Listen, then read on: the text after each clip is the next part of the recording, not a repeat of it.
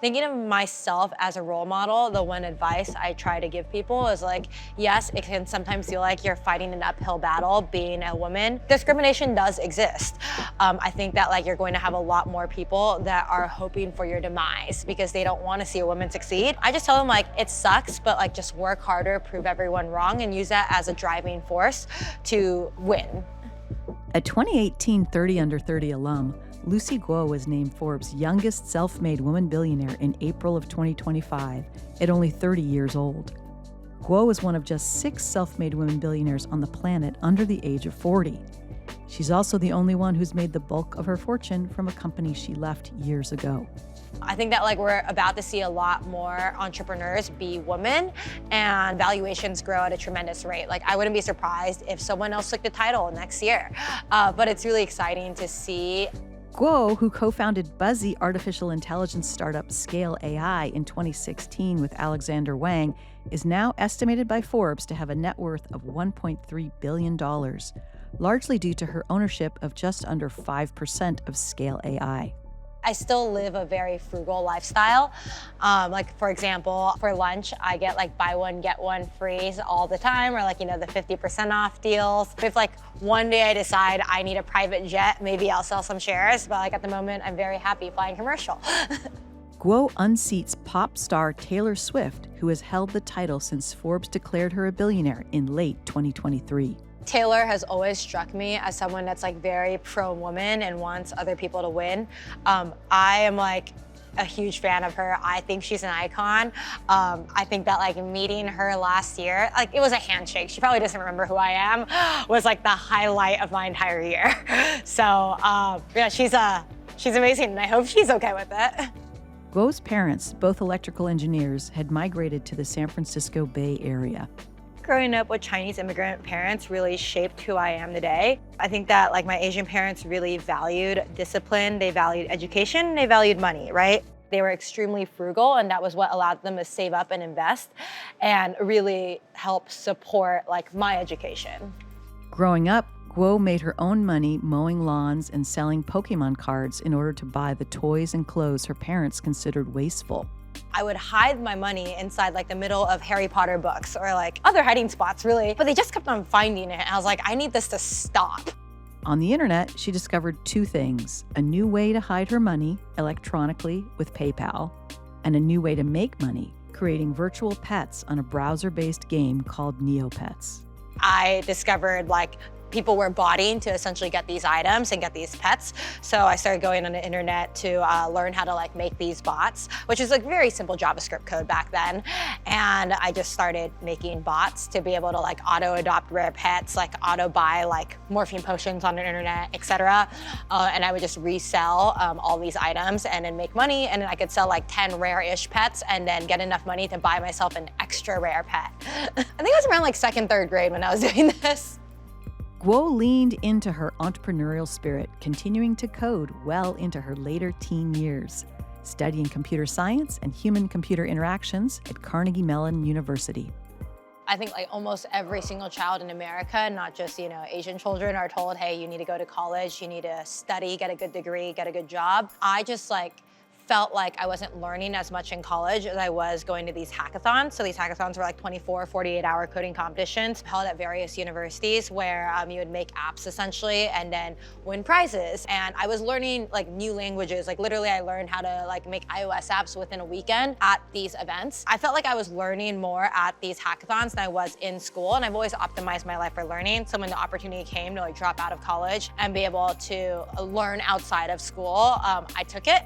In 2014, Guo became a Thiel Fellow, a program sponsored by billionaire investor Peter Thiel to pay entrepreneurial college-age students to drop out or skip college and instead create companies.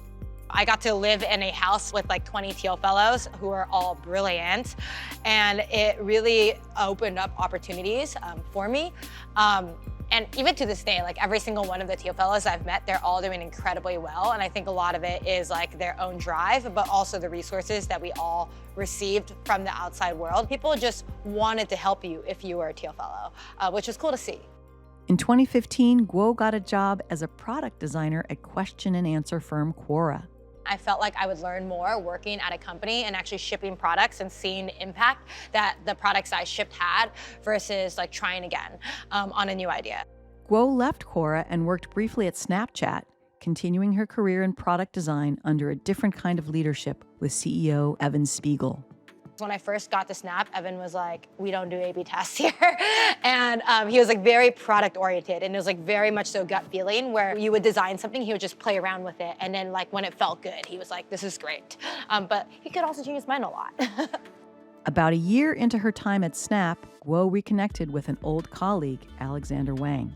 I started getting the itch to build product again. So I hit up Alexandr, who I had met at Quora, and I was like, hey, like, we should apply to YC. So we started working on a bunch of side projects. The first one was ClassPass for clubbing. Like, it was a total failure. But while at the startup accelerator, Y Combinator, the duo's next project was a success. In 2016, Guo and Wang started Scale AI, a company that labels the data required to power AI. I had essentially built up the entire operations team that labels data, and that today is still the main like thing the company does, right? Alexandr was focused a lot on like sales to enterprise companies and like making revenue from them, and I was dealing with like thousands of scalers essentially complaining that they weren't getting payments on time, et cetera. And that just became like a little bit frustrating for me. We had like different priorities in terms of roadmap. Customers grew to include the US government, which used Scale's tech to analyze satellite images in Ukraine, and OpenAI, which used it to help train ChatGPT. But in 2018, Guo left the company. I'm very proud of what the Scale team has done. I think that like clearly like the company's doing very well, which means that like maybe Alex was right. Like it made more sense to focus on getting contracts. After leaving Scale, I was like, what have I not done before? And I've been an engineer, I've been a product designer, I've been a founder, I've done operations, but I had never done venture really. After Guo left Scale, she started a small venture capital firm called Backend Capital to invest in early-stage companies. One of its best investments, a six-figure bet in 2020 on financial software firm Ramp, a company now valued at $13 billion. Guo not only financed these startups, she also lived in a house with a bunch of the founders. Honestly, like I am at Passes today because I was in that environment. Like when living with these founders, I felt that energy, I felt the ambition. I was like, wow, like I want to build a company again. In 2022, she shifted her focus away from the VC firm to start her own business called Passes, which is similar to Patreon and OnlyFans, a platform for creators and celebrities to connect with fans who pay for online chats and videos. I ended up raising $9 million over text message for our seed round, which is crazy with like no deck, no real idea, no name. It was genuinely like the more incredible things I think I happen to pull off. I really do believe we are the first creator commerce platform. We're not just a subscription platform, but we really provide a toolbox for creators to monetize their brand and become an entrepreneur. So not only do they monetize off of subscription, but we have live streamings, we have like one-on-one video calling. We get to change people's lives every single day. We have creators tell us like, hey, like because of you, I'm able to support my family. I'm able to like buy a house. I'm able to pay off my loans. We literally see people's lives change overnight, where before they might have been making like $2,000 a month and suddenly they're making like $100,000 a month. And that really is mind-blowing and life-changing for them. And it allows them the time to be able to pursue their passions, whether it is just creating content for their fans or it's an entirely new hobby. Passes also signed deals with celebrities including gymnast Olivia Dunne, basketball legend Shaquille O'Neal, and DJ Kygo. And it hosts big bashes like a recent event at the Coachella Music Festival. I think in our business, emotional retention is incredibly important. There's only so much that you get in terms of like connection with a human being when it's over text message, email, Zoom, etc. And by having events at Passes, we're able to allow the community to get to know us better as a team and then also be able to connect with other creators on our platform. I think our investors actually really want us to do more events because they realize the importance of emotional retention, and they believe that it is like a marketing tool. People, especially creators, care about being cool, and they want us to be a cool brand that does good events. I was actually told by one investor who was like, make sure none of your events are ever bad. And I'm like, okay, noted.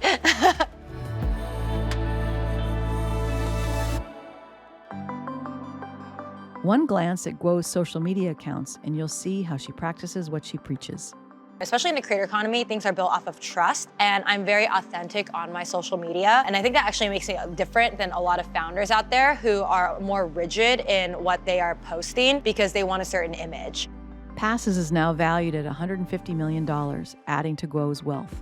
But her parents' passion for her education has never let up. Even after scale, I was like worth 9 figures, et cetera. They were like, so when are you going back to college?